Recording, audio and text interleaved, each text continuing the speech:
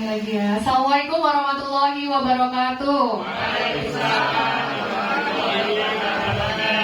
Selamat datang kepada narasumber kita yang kedua, yaitu Bapak Kamto dari SMP Negeri 7 Kota Bekasi.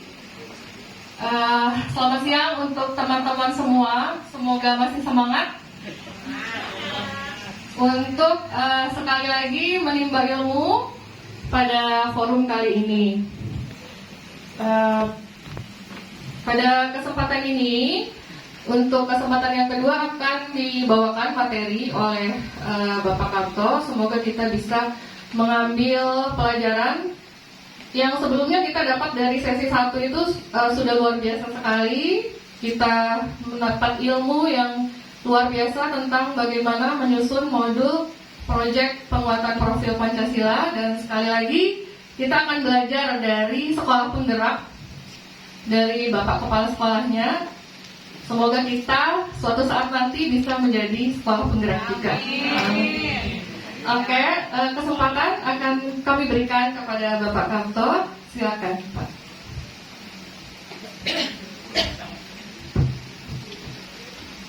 Ininya belum nyala. Atas pencet. Assalamualaikum warahmatullahi wabarakatuh. Dan semangat pagi. Luar biasa. Tetap semangat. NKRI harga mati. Buah. Yang ini Pak, pagi. Ya. Semangat pagi kan, walaupun siang. Siang, pulang loh. Pulang ya. Yang saya hormati Bu Kepala Sekolah, Bu Dewi, dan Bapak Ibu Wakil, Bapak Ibu Guru yang hadir di kesempatan kali ini. Semoga semuanya sehat walafiat. Alhamdulillah Bapak dan Ibu semua, atas kehadiran kita hari ini kiranya menambah semangat, berkah, dan kualitas amal kita dalam rangka membangun anak bangsa. Terima kasih Mbak baik banget. Jangan jauh, saya dari Pondok Gede, saya dari sini dikasih minum teh, bukan main. Pahalanya berapa langkah itu? Sana sini satu ke saya itu 1, 2, 3, 40 langkah. 40 langkah kali 10. Masih oke. Ya, terima kasih Bapak Ibu semua. Bapak dan Ibu, saya tidak kasih materi ya. Di sini hanya itu testimoni. Artinya memang kami selaku kepala sekolah penggerak itu supaya memberikan masukan lah dari sesuatu yang pernah kami laksanakan. Jadi bukan pakai LK, bukan pakai apa, bahkan ya cukup dikasih video-videonya gitu, yang kiranya itu bisa menambah Bapak dan Ibu mengerti apa itu merdeka, apa itu kurikulum merdeka, dan apa itu guru merdeka, kan seperti itu. Cara kurikulum merdeka Bapak Ibu kan sudah jelas. Bapak dan Ibu semua, saya langsung saja, karena ikan sepat disayur pakai pete. Aduh, apa artinya ya? Semakin cepat, semakin gak capek. Itu bagian dari kurikulum merdeka Pak Bu. Bagaimana kita membuat kebebasan diri kita. Intinya, jadi saya langsung nih, kehadiran kita tidak menjadikan beban anak-anak. Dan juga kehadiran anak-anak bukan beban untuk kita. Caranya bagaimana? Ya inilah kita bebaskan diri kita dari mindset kurikulum KBK, KTSP 13. Kebetulan saya di kurikulum itu disertakan sebagai instruktur. Nah di situ kita tahu bahwasanya akademik sangat dominan. Kalau sekarang bukan akademik, tapi sapa merdeka itu yang perlu kita tingkatkan. Dasarnya apa? Kita tahu bahwa sekarang sekolah itu 20% high dalam pemikiran. Kemudian 60% itu middle lah dalam sekolah dan 20% low dalam semua kegiatan aktivitas. Dengan demikian, bagaimana kita memperlakukan siswa itu? Nah, ini kita sama-sama. Saya ngomong bukan 7 itu sudah normal, sudah standar, bukan. Tapi tugas kami mengajak bersama-sama. Sehingga ketika sudah tahu prosesnya itu semua, ya udah merdekakan kita. Kita tidak usah terbebani dengan materi yang harus selesai. Tidak. Kita tidak terbebani oleh anak harus pintar. Tidak. Karena kita tahu yang low ya sudah low saja. Yang middle ya middle. Nah yang high inilah yang harus kita kejar supaya dia bisa berprestasi. Karena di hasil akhir, dengan kita sudah tahu komponen-komponen tadi, oh kalau yang high dia akan mencari sekolah yang terbaik. Kalau yang middle ya pokoknya dimanapun sekolah dia masuk. Yang low ini tetap bukan tidak punya harapan, dia juga punya harapan untuk hidup.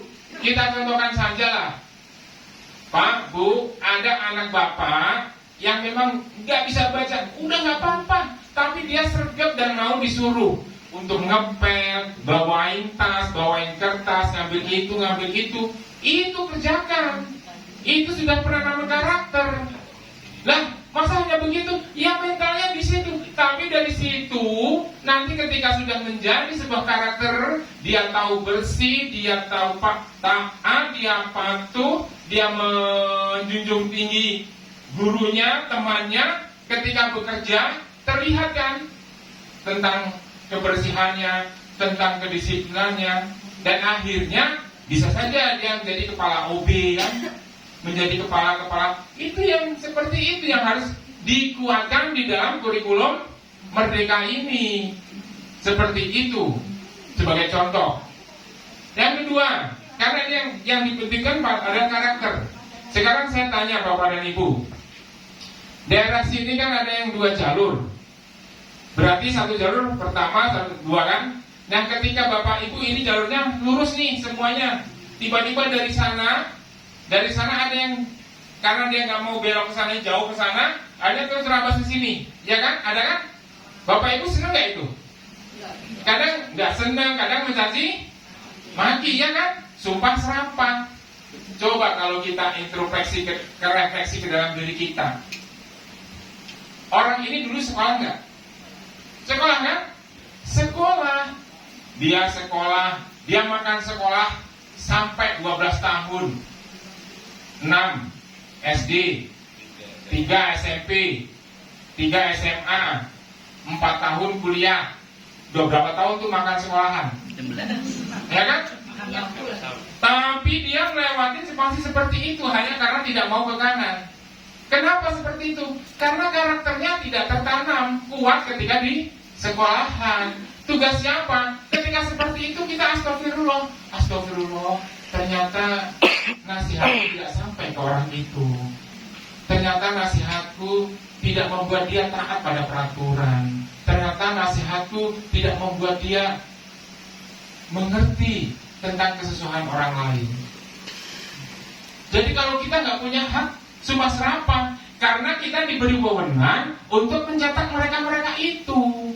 Nah inilah penanaman karakter di dalam kurikulum Merdeka.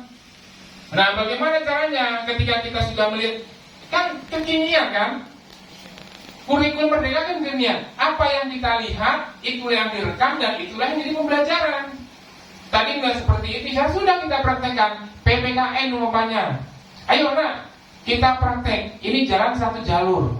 4 kan 4 cukup, 1, 2, 3, 4. Jalan enak kan, pertama. Nah kedua, suruh tuh 3 orang jalan dari sana, zigzag. Suka gak kamu nak? Gak suka. Coba kenapa? Karena apa? Nah disitulah akan banyak pendidikan karakter masuk, literasi masuk, numerasi masuk. Itulah karakter yang harus dikuatkan di dalam kurikulum Merdeka ini. Lah, Pak, bagaimana akademiknya bisa tercapai? Pak, Bu, tadi dengan kita melihat low, middle, dan high, jangan menjadi keresahan. Anak naik ya biar aja naik lah. Belum lagi nanti ada inklusi tuh. Jadi yang tidak bisa baca, tidak bisa hitung, dimasukkan dalam inklusi, sehingga penanganannya berbeda dengan yang lain. Dengan kita menguasai diferensiasi, maka kita akan memaklumi. Ya karena tadi yang penting, dengan dia tahu, oh besok ketika negara ini sudah maju di tahun 2030 ke atas, ketika kita sudah tunduk-tunduk, melihat siswa, melihat orang-orang yang sudah kita didik itu tertib, patuh, taat, nyaman kan kita? Nyaman. Belum lagi mereka di keagamaannya kuat, guru-guru agamanya ini sangat menguatkan sekali. Nah, kalau nanti kamu ingat gurumu, indahnya gurumu, kirim Fatihah. Enak tuh kita, udah di surga kirimin Fatihah terus, enak. Ini kita punya kesempatan karena kita sudah diberi predikat sebagai guru. Untuk mengambil predikat guru itu berapa tahun, Bu? Berapa tahun coba? Tes. Berapa tahun? Untuk mengambil predikat itu tadi 6, 3, 4. Kalau 4 tahun banyak kan? 16 tahun. Apalagi masa badi 8 tahun. Akhirnya terpredikat kita guru, dan hebat banget. Setelah kita berpredikat guru, dikasih kewenangan tuh mengolah-ngalik anak manusia. Gak semuanya bisa itu. Kita yang dikasih untuk mengolah-ngalik manusia itu. Disitulah kurikulum merdeka. Makanya dikuatkan dalam karakter. Bagaimana aplikasinya seperti contoh seperti itu. Itu beberapa contoh. Contoh lagi umpamanya. Tadi kalau profesinya sampai kepada karir, ya. Contohnya aja Setia Novanto. Tahu kan? Ketua DPR. Proses hidupnya kan tidak serta-merta duduk. Dia harus jadi tukang cuci mobil, supir pribadi, dan seterusnya. Nyampai kan? Toh hasilnya akhir itu seperti itu ya. Itu karakter yang kurang kuat, yang nggak ditanam oleh bapak ibu guru. Contoh lagi, umpamanya dia hanya seorang pedagang, tapi tadi karena dia hanya bagian law, dia berdagang. Nah, berdagang, dagang bakso, tapi oleh Pak siapa tadi? Tadi Pak siapa nih? Pak Habib ya, YouTuber juga katanya. Saingan saya baru naik banyak Pak monetnya. Ya. Nah itu oleh Pak Habib dikasih nih simpulan tadi, caranya ngepel, caranya membersihkan, caranya peduli lingkungan, caranya menyambut orang, caranya berterima kasih. Akhirnya tertanam banget tuh si Habib. Wih, tertanam banget. Akhirnya dia buka bakso, ya kan? Tapi karena udah tertanam, bakso itu bersih, rapi, indah, tersusun, kan orang senang. Tapi faktanya ada, karena saking larisnya atau apapun, bersih tidak, pokoknya asal udah laku selesai. Nah akhirnya kan ada, ini pengalaman, ada orang mau makan, sudah terhidang. Oh saya mau cuci tangan, ke belakang. Begitu ke belakang, alhamdulillah min dalik, gak jadi dimakan tuh. Nah seperti ini, kita selaku guru gak bisa mencaci. Oh berarti karakter saya belum nyampe ke anak saat itu. Jadi sekarang bapak ibu pun jangan takut kalau menyuruh nih. Baru masuk, kotor, siapa yang pikir? Bersihkan, apel. Tidak salah itu. Itu pembelajaran. Sekolah adalah tempat belajar. Apapun kejadiannya adalah belajar. Mau kita satu-satu kan bisa. Berkelahi, belajar gak itu? Itu pembelajaran. Di kurikulum merdeka pembelajaran juga. Karena apa? Anak akan tahu di satu kelas, ketika berkelahi kan pasti ada salah paham. Dia hanya ngerti, oh salah paham itu kalau kita gak bisa nahan emosi, berkelahi. Itu pembelajaran. Yang kedua, kalau kita tidak bisa menahan emosi, maka kita akan memukul. Itu juga pembelajaran. Gak mungkin setelah pukul ternyata harus selesaikan oleh teman. Oh, ketika teman tidak bisa menyelesaikan, maka yang menyelesaikan harus guru. Nah, ini kan semuanya pembelajaran. Semuanya sebenarnya pembelajaran. Karena hal seperti itu tidak bisa dia selesai, dia tidak dapatkan di tempat luar. Proses perkahayaan di kelas itu terstruktur, Bu, Pak. Sebenarnya.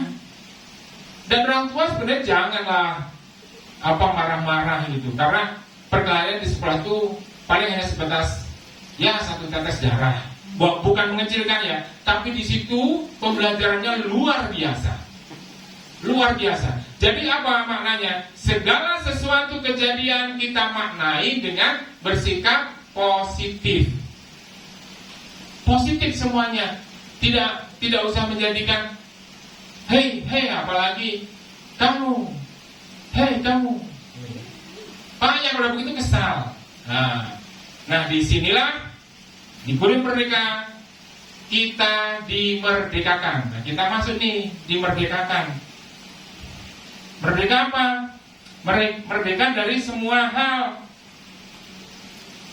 Merdeka belajar, merdeka mengajar. Pak, Bu, sekarang sudah 1 tahun di sini. Apa yang Bapak Ibu dapatkan tentang guru merdeka mengajar? Coba apa? Kita belum merdeka nih. Kalau kita merdeka dari penjajah, sudah enak, bisa ngomong, bisa pemilihan presiden, enak kan? Nah sekarang ibu ini jadi merdekakan dalam belajar. Contohnya apa coba? Ayo. Nah berarti Bapak Ibu belum merdeka ini. Berarti masih menggunakan mindset lama. Guru digugu dan ditiru, ya sampai kelas turu.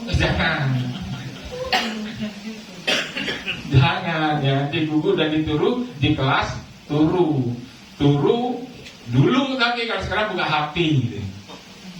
Kita merdekakan itu yang pertama, bahwasanya kita tahu pembelajarannya berdasarkan peserta didik apa maunya, kan seperti itu. Tapi kan kita sudah punya TP dan sebagainya, itu hal yang gampang. Sekarang yang penting merdekakan diri, masuk kelas. Jangan lagi siapkan, udah jangan. Ngobrol saja dulu. Masuk kelas sudah siap, kondisikan, kita ngajar. Nah, kita mulai bagian pembuka, pakai kurikulum pertanyaan pemantik kalau bahasa Indonesia. Siapa yang hari ini tidak sarapan? Nah, itu. Karena di sana itu ada, ketika akan memulai itu kan pakai emoji-emoji. Nah, ini ada 5 emoji. Senang, bahagia, sedih, menangis. Emoji apa yang kamu pilih? Emoji menangis. Loh, kenapa diantara ini kan kamu senang, kan kamu senang, kok kamu menangis? Sedih. Nah, coba ceritakan. Nah, itu kan sudah literasi. Oh ibu, betapa sedih hatiku hari ini. Ketika aku pergi, ayahku sudah berangkat. Ibuku juga sudah berangkat. Tidak dikasih uang jajan. Padahal ibuku kan hanya tukang cuci. Betapa nasibku. Nah, itu kan pemantik.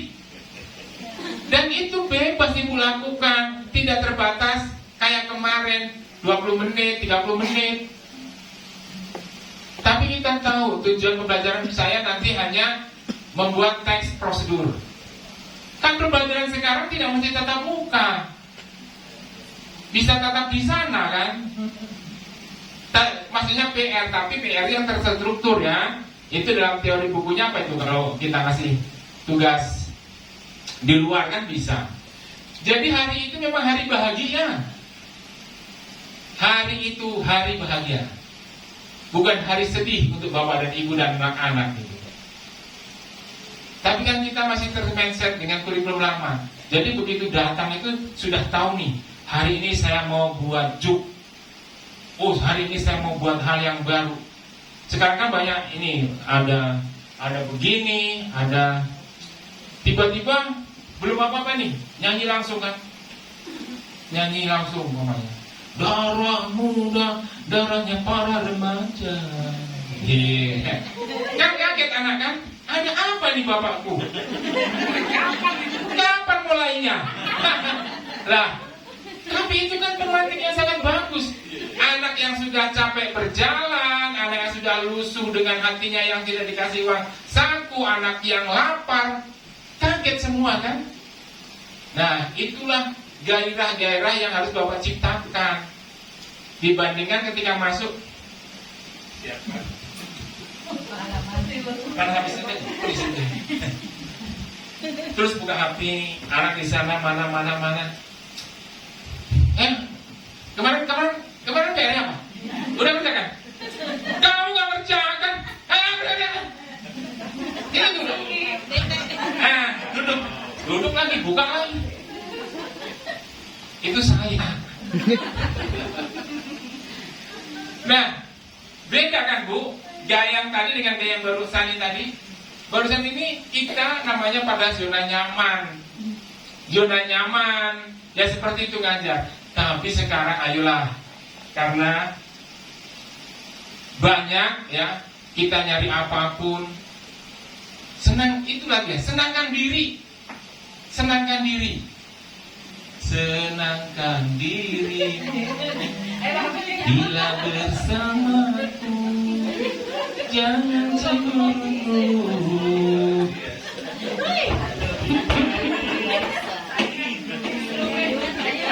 Begitu kan?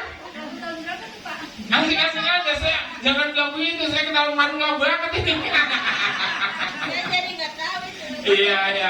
Ya sesuaikan dengan zamannya. Jadi enakkan diri Bapak Ibu semua. Tuh, saya yakin lah Bapak Ibu bisa membuat joke-joke lucu juga, itu bagus. Apakah setiap hari? Ya tidak. Ya sewaktu yang Bapak bisa. Tapi jangan berlalu. Jangan berlalu begitu saja. Tiada guna kita berjumpa. Bila tidak ada tatap mata, bertegur sapa, mengaitkan hati dalam nuansa cinta. Ani, mengapa kau menatap aku?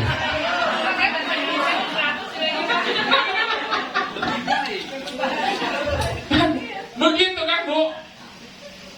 Nah, saya hanya mengajak begitu. Guru saya juga saja begitu, tapi nggak semudah itu, karena merubah mindset itu. Masuk tiba-tiba karaokean bareng-bareng, oke lah, itu merdeka. Tapi tadi ATP sudah siap, terstruktur.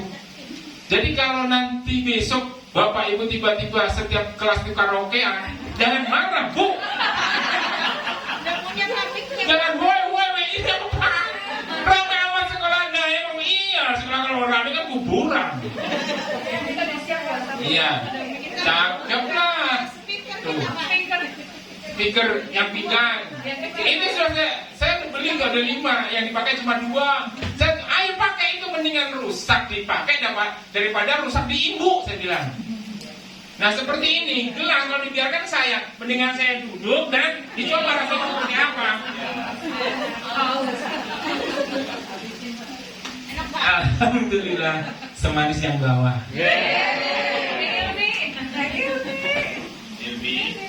Jangan ngipin. Aduh. Nah saya istirahat, Bapak Ibu bisa lihat-lihat dulu lah, mudah-mudahan nggak ada masalah.